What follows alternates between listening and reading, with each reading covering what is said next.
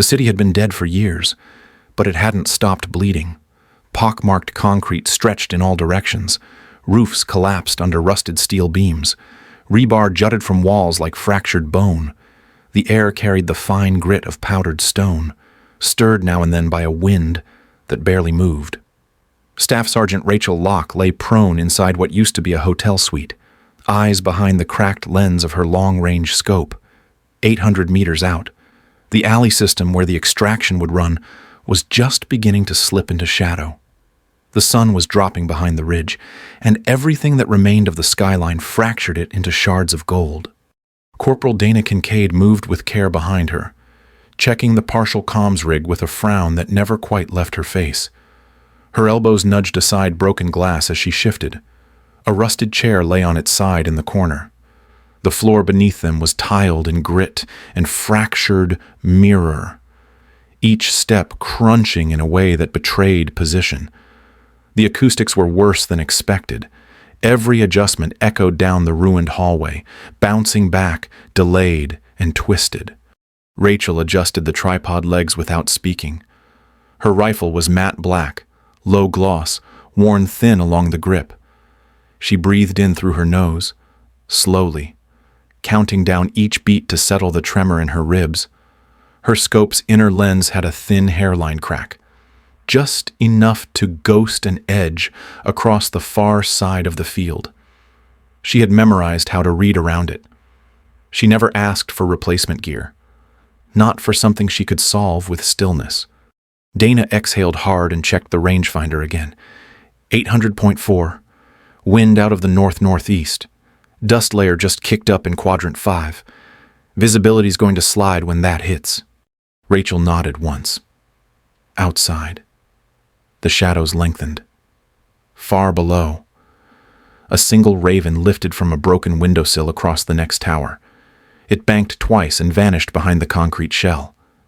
Dana tapped her headset again, this time squinting toward the southern corridor. Convoy just passed the outer gate. They're moving slow. Should reach the kill zone in 2 minutes. Rachel didn't reply. She adjusted her grip and locked into position. Then she waited. The convoy was moving.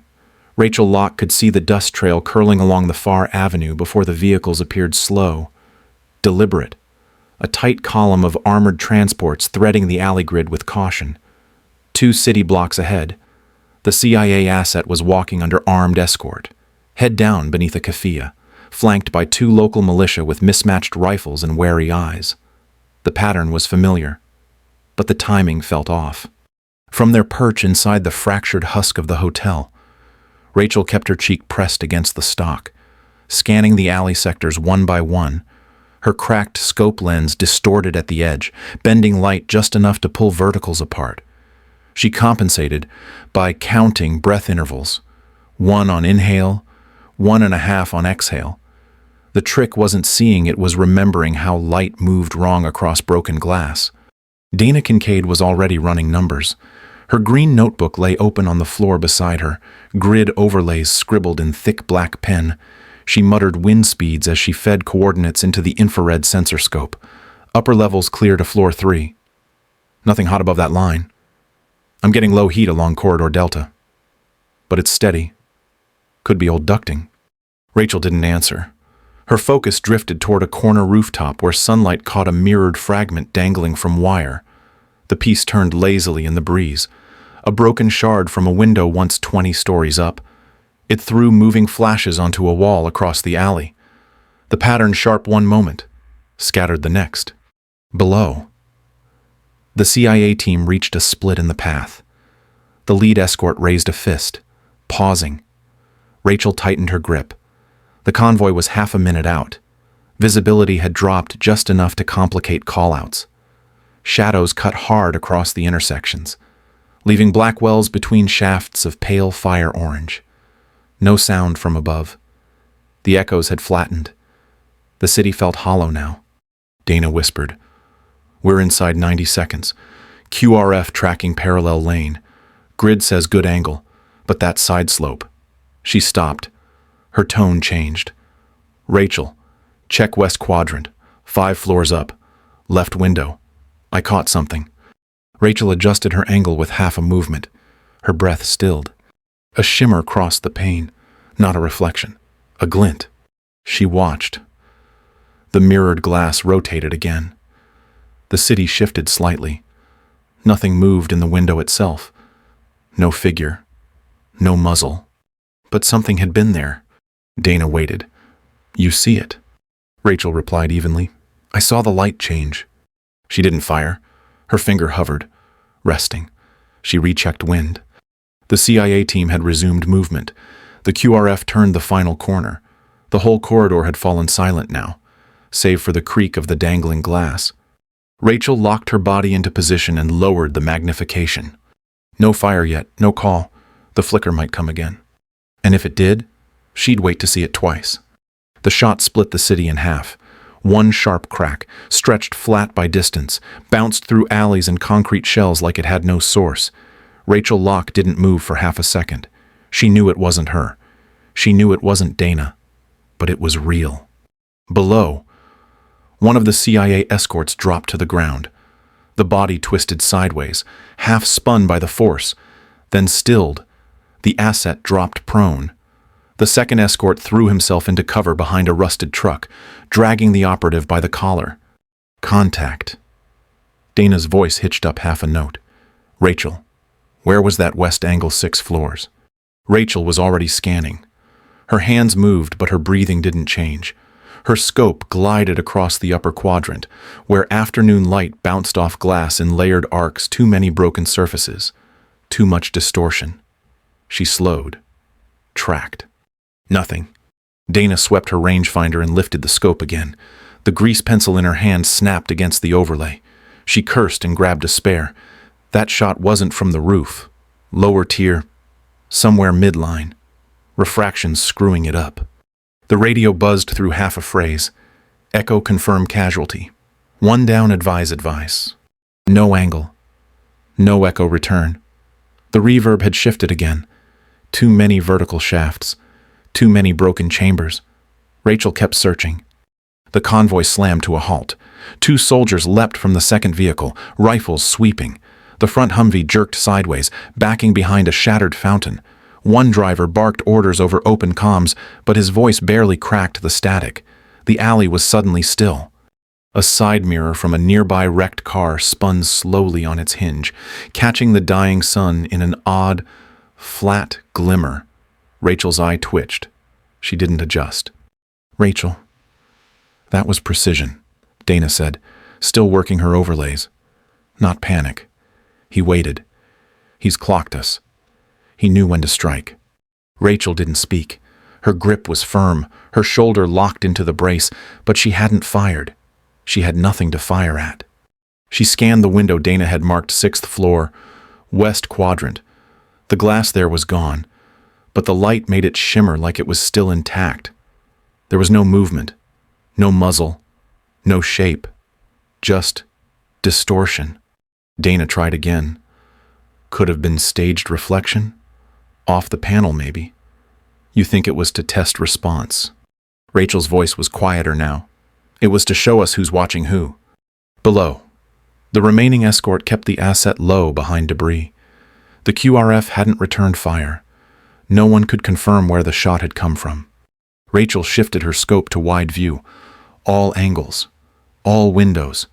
The silence felt different now. It wasn't waiting. It was calculation. Dana whispered, "We've lost the high ground, haven't we?" Rachel didn't say yes. She adjusted the reticle to default zoom and narrowed her scan. They weren't observing anymore. They were exposed. The comms rig was never in good shape to begin with. It sat beside Dana Kincaid's left boot like a dying animal. The casing held together with scratched plastic and 2 bands of tape that had seen better days. She twisted the dial carefully, wincing as static surged. Her voice was quiet, but urgent. "Channel 570. Nothing. Moving to 582. Still nothing but crackle." Rachel Locke didn't respond. She lay still, her eye on the scope, tracking the west quadrant where the glint had first appeared. Her right hand reached back slowly, fingers brushing over the comm cable where it met the base of her headset. The jack was frayed, the connection taped. It buzzed with quiet pops. She left it in.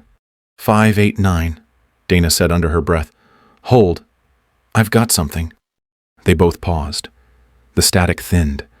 Then a voice filtered through low, clipped, uncertain in tone. Echo 1 is compromised. Fallback. Kill. Kill confirmation. Dana pulled her hand back like it was burned. Her eyes locked on Rachel. That's not friendly. That's not friendly traffic. Rachel didn't blink. It's the right code, family, she said softly. But the phrasing's wrong.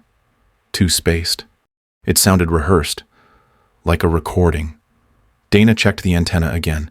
The top segment was bent slightly off angle. She straightened it. Nothing changed. Outside, a gust of wind pushed through the tower. It howled faintly through broken steel supports. Then a creak echoed down from above. Metal or something alive. Dana turned her head just in time to see the Raven land on a ledge 1 floor up. It settled without sound. Black feathers absorbing the light. They're bouncing off our relay, Dana said. They've got our signal path. They're playing us. Rachel rerouted the antenna manually, fingers tracing each joint. She didn't hurry. The radio buzzed again, then cut. She waited.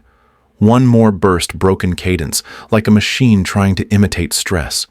Someone's using our sideband to seed false fallback orders, Dana said. They're listening. They knew where to plant the voice.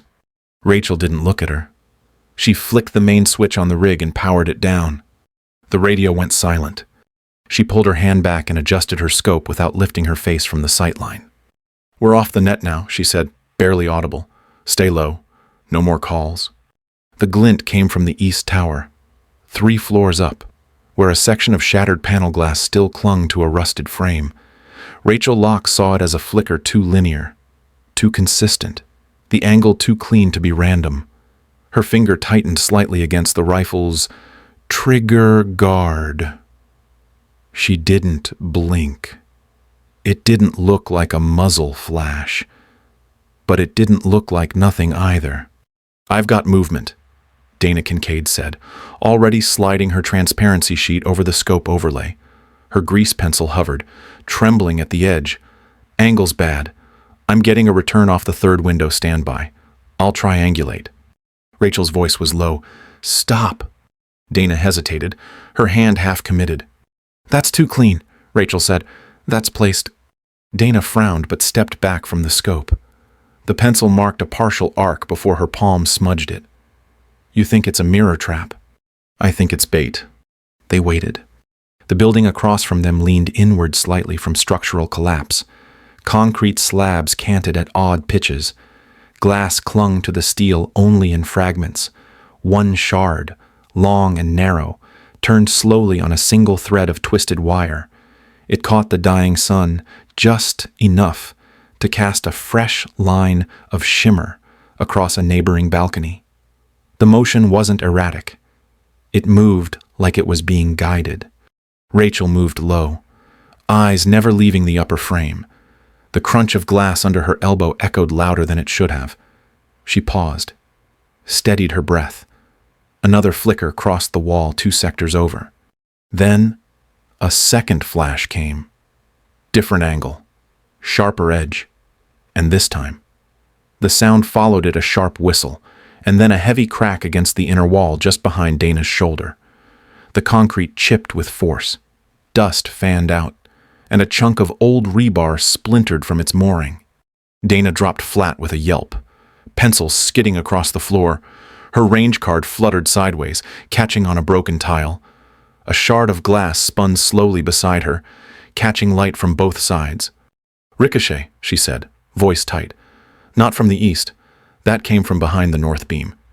He's bracketing us. Rachel didn't move. Another second passed. No follow-up shot. No movement. He wants us to reply, Dana said. Wants us to fire back so he can tag the barrel. Rachel reached forward, pulled her rifle away from the line of fire, and pivoted toward a secondary position deeper in the room. She didn't lift her voice. He wants us to shoot, she said as she shifted into shadow, scanning the cross angles again. So we don't... Rachel Locke lay flat on her stomach, elbows steady in the rubble dust, unscrewing the cap from her scope in silence. The light was low enough now that every small adjustment mattered. She eased the ring free and tilted the optic just enough to catch the hairline crack across the inner lens. It wasn't new, but it was growing. At distance, the fracture curled light across her peripheral field, creating the illusion of depth where there was none. She didn't have a backup. She didn't need one. She studied the distortion carefully, rotating the barrel minutely and watching how the ghost line cut the edges of vertical markers in the far skyline. It bent slightly at long range, throwing the left side half a degree higher than true. She closed her left eye, breathed slow, and matched the drift with internal numbers. It wasn't about seeing clearly. It was about knowing what had changed. Behind her, Dana Kincaid was kneeling over a loose panel of laminated cardboard, using a grease pencil and compass to mark out lines of reflection. Her hand moved deliberately, slower than before. At the edge of the panel sat a single piece of glass, triangular and smudged with grit, which she used to map how light broke against its edge at different times. She adjusted its angle with a fingertip, tracking how the red sheen shifted across the map's grid. Every glint became a reference point. Every phantom shimmer got a quadrant and a number. The air around them was still. The room, shattered open at two corners, breathed only in long, shallow drafts. Rachel exhaled once, the breath low and dry, and placed her right cheek back against the rifle's stock. The scope had stopped pretending to be clear. She'd memorized where the crack would lie, how it would pull distance forward on one side and collapse it on the other. Above them, the faint weight of a bird settled onto the upper beam. The metal creaked once. Neither of them looked up. The raven perched there, unmoving, facing the open skyline. Dana paused in her sketching. Her pencil touched down again near the edge of the board. She murmured without looking up. Same spot as before. 278. Rachel Locke reached slowly into the pouch beneath her rifle and pulled free a single round. She didn't chamber it. Not yet. Her eyes stayed on the upper floors across the alley as she pressed her palm flat to the floor, then slid the round over to the edge of the broken windowsill. It sat there in the dust, gleaming faintly in the half-light. She placed it like a marker, an anchor for intent, not violence. Dana Kincaid crouched beside the pack, unfolding the decoy drone with practiced hands. Its shape was squat, compact, all black shell with a single red LED that pulsed softly. She didn't speak. Rachel gave a short nod. That was enough. Dana activated the drone and sent it into a shallow climb, rising slowly toward the far rooftop. Rachel chambered the round, braced her shoulder, and fired once directly into the far blind wall where no one stood. The sound punched across the district in a sharp crack. A second later came the echo late, distorted, bouncing off 6 different structures at once. It muddied the origin. That was the point. The drone reached rooftop level, hovering low and steady. Its hum was subtle but deliberate, just loud enough to bait attention. Rachel wasn't watching the drone. She was watching the windows that shouldn't care about it. The dead angles. The ones a normal sniper wouldn't defend. Nothing moved. 10 seconds passed. Rachel counted every beat of her breath in slow threes. Dana raised the stopwatch and tapped it once. 7 seconds to peak. The drone drifted westward, LED pulsing, unbothered. Then something shifted 2 buildings down and 1 story up. A faint flicker behind a stairwell rail. Not light, not reflection. Fabric. A shape moved behind it, not fully concealed. Too smooth to be wind, too subtle to be chance. Rachel's hand twitched once on the grip, then held. Her eye stayed centered on the offset. She didn't look at the drone. She didn't speak. Dana had seen it too. She didn't raise her voice. She just lowered the stopwatch and gave one firm nod. They didn't need to say anything. The drone tilted suddenly, then jolted sideways. A sharp hiss followed soft but distinct, and the red LED winked out mid-fall. The body clattered to the rooftop 2 blocks over. Rachel's voice came quiet, measured, low. 2 buildings over, shallow angle, east-facing ledge. She adjusted her rangefinder without shifting her body. He blinked. The room had gone still again. No shots, no comms, no footsteps. Just the faint whistle of wind through shattered rebar and the intermittent drip of water from a ruptured pipe in the corridor outside. Every sound came in isolation now, crisp and too loud. Dana Kincaid sat with her knees drawn up, her breath ragged. The heartbeat monitor on her chest pulsed wildly against her sternum too fast, too uneven. The faint green light blinked in a rhythm that had lost its meaning. She tore the strap off with one hard pull and dropped the unit beside her. It landed face up on the concrete, flashed once more, then went dark. Rachel Locke didn't react. She sat cross-legged beside the tripod, her rifle resting but ready. Her eyes were closed. She breathed in slowly, holding the inhale, counting beats under her breath. Elevation minus 6.4, lateral drift under threshold. Adjust 0 by 0.1. Dana wiped sweat from her temple, saying nothing. Rachel's fingers tapped her thigh in a pattern too precise to be nervous. It was rhythm, calculation. She breathed again, long and shallow. The Raven returned. It landed on the steel crossbeam above their heads without a sound. This time it stayed. It watched them, head cocked just slightly, eye catching the city's glow in the same way a sniper scope might, cold and still. Dana looked up at it. She didn't move, didn't speak. Her hand hovered over her lap, unsure of what to do. The bird didn't blink. Rachel opened her eyes and looked straight ahead. She didn't glance at the Raven. Her voice came out flat, quiet, almost meditative.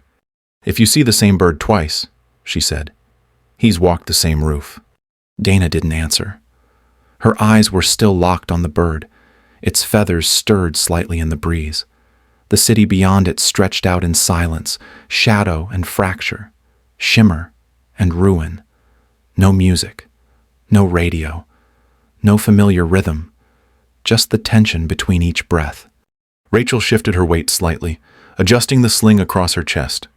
"He's not guessing," she said, voice lower now. "He's been here before." The static cracked back to life without warning. Dana Kincaid froze, fingers still hovering over her lap where she'd been sketching. The comms unit hadn't been touched in nearly an hour, but now its indicator light pulsed green again. Steady. No flicker. A clipped voice bled through the static, faint but too clear to be real. Echo 3 down. Sniper active in quadrant. Confirmation pending. Dana leaned forward. Her hand reached slowly toward the tuner. The voice repeated, same cadence, same pacing. Echo, 3 is down. Request visual. Eliminate threat. Rachel Locke didn't move.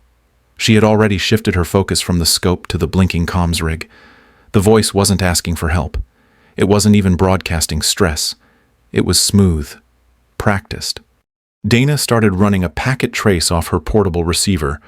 Her notepad, once filled with angle sketches and asset routes, had been flipped over and reused, now scribbled with fragments of phrases and repeating timestamps. She tapped a pen against the margin. "Rachel, the origin ping's wrong. It's bouncing off our signal chain." Rachel said nothing. Her face was unreadable, eyes fixed on the frequency readout. Dana's voice dropped lower. "That's not a relay, that's a bounce mimic. It's feeding the same phrase through our own packet path. It's him. It's the other sniper. He's mimicking us." Rachel still didn't speak. Dana stared at her. "He's injecting disinformation using our net. If anyone else is on this line, they'll think we're hostile." The comms unit continued blinking, soft and steady. It looked functional. It looked like it should be trusted. Rachel finally spoke. Her voice was calm, precise, colder than before. "He's pushing their pattern onto us. They think we're him." Dana opened her mouth to reply, then stopped. Her hand hovered over the unit. not quite ready to shut it down again. The notepad in her lap still held their real call sign in thick black ink, Echo 3. It no longer felt like it belonged to them. Rachel reached over and dimmed the LED on her rifle camera until it winked out. Then she looked through the blown-out wall across the city, slow and unblinking. "He turned us into ghosts," she said quietly, "and they'll fire on the wrong shape if we move first." The sun fell behind the far ridge like it had been dragged down, and with it, the last real light fractured across the city's ruin. Twilight painted the skyline in streaks of orange and violet, spliced into ribbons by broken towers and jagged glass. Every window now became a mirror, every shard a lens, nothing read clean. Rachel Locke adjusted her cheek against the rifle stock and peered through the scope once more. The crack had worsened in the drop of temperature hairline before, now fanned into a crescent, spidering across the peripheral arc. The distortion bent silhouettes at the edges, twisting hard lines into false movement. She blinked once, then unscrewed the cap and slid it off with quiet fingers. She set it beside her in the dust. No more filtered sight. Dana Kincaid sat next to her, wiping the condensation from the rangefinder with the cuff of her sleeve. The lens caught the twilight-wrong, ghosting heat across the feed with a delay. The QRF markers flashed, but stuttered in place, lagging behind real time. She checked wind direction again, voice low, 2 minutes to blackout. Below, the column had started again. One soldier moved in a crouch from cover to cover. Another fell prone near a collapsed archway, motionless. The CIA operative was pinned between them, crouched and half hidden behind what looked like a rusted-out stair rail. Their path was closing fast. The city above them turned liquid in the dark. Glass shimmered without pattern. Angles lied. A flicker crossed a high window, then vanished. Rachel didn't move. Might have been motion. Might not. Didn't matter. There wouldn't be a second clean view. Not after this light. She adjusted the rifle to bare optics, measuring range not by number, but by memory. Wind speed, angular drift, lead time. All of it came back without calculation. There was no space left for error. The skyline burned a little deeper violet now. Below, someone fired a single-shot small caliber. Not close.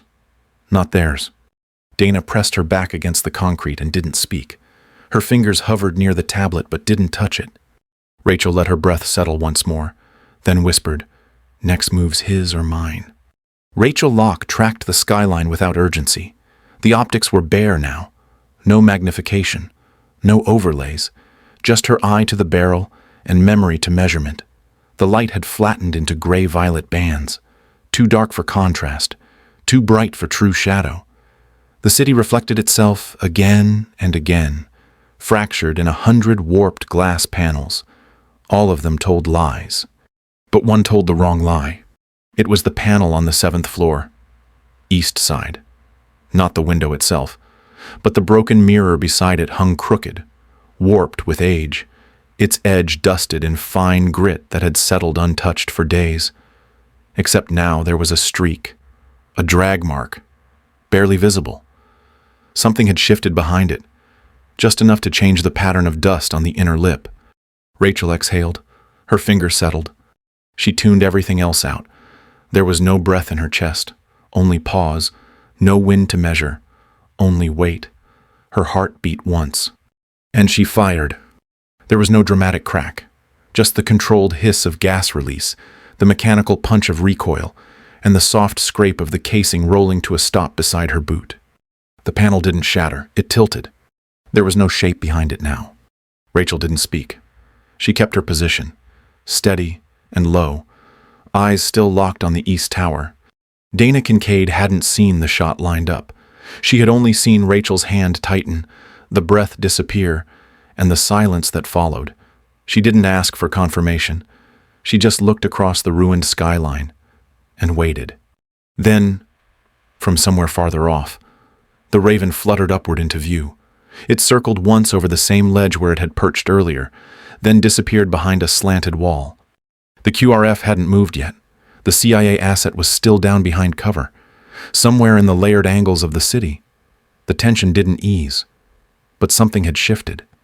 The air carried a stillness it hadn't held before. Dana turned slightly toward Rachel. Was that? Rachel lowered her rifle. Slow. Controlled. Her face didn't change. Her body stayed anchored, as if any movement might undo the moment. Her voice came quiet, unblinking. Done. The city began to breathe again, slowly and unevenly, like a body waking after shock. From the west, the rumble of an engine echoed faintly across the collapsed streets. A door slammed in the distance. Boots moved measured, careful, not sprinting. Someone barked an order through a working radio. It wasn't panic anymore. It wasn't silence either. The QRF was advancing again, through the half-shattered scope. Rachel Locke watched them sweep past the wrecked archway. The CIA operative rose from behind the stairwell railing, unsteady, led by two soldiers in mixed armor. Their weapons tracked every rooftop. No one looked up to where she and Dana Kincaid remained far above and outside the grid. Dana exhaled softly. Her hands were slow, methodical, as she repacked gear into the field pack beside her. The cracked monitor had been shut down earlier. Now it lay beside the notepad, its screen dark. She didn't close the rangefinder. Instead, she checked one last bearing and jotted the angle on the bottom corner of the final page. Her pencil barely left a mark, the graphite worn almost to the wood. "Comms are clear," she said quietly. CID relayed an all-green across sectors 2 and 3. Confirmed evac in progress. They're pulling the operative. No casualties past the first hit. Rachel didn't respond. She had not moved in several minutes. Her rifle rested against the ledge, stock near her shoulder, the scope set aside. She scanned not with the optics, but with her eye. Roofline to roofline. Glass to gap. She was no longer looking for anything. She was confirming that nothing looked wrong. Below, the column consolidated. The second vehicle reversed into cover while two others fanned out toward the south exit road. A soft murmur of radio chatter carried up in broken syllables. Not urgent. Not clean, but real. Authentic. Dana glanced up toward the roofline of a nearby structure, then back at Rachel. "Do you think he was alone?" Rachel blinked once. Her mouth didn't move. A flicker cut across the far roof, just light. Maybe, or movement behind a window too deep to measure. It didn't repeat. It didn't settle. Rachel didn't look away. Dana didn't ask again. She just flipped her notepad to the back and began writing a new grid marker, a fresh angle mapped over the old ones. The page curled slightly at the edge from sweat and wind. There was no more room for full notes, only shorthand. She folded the corner, then left the pad open. The Raven was gone. The steel beam above them was empty now. No creak, no wing beat, just open space. Rachel didn't touch the pack beside her. The gear remained in place, unmoved. The dust hadn't shifted beneath her elbow. The wind kicked once against the far wall. No echo came back. Dana let the rangefinder rest in her lap, eyes on the skyline. "Do we move?" she asked softly. Rachel answered without looking away. "Not yet. We stay until it's empty,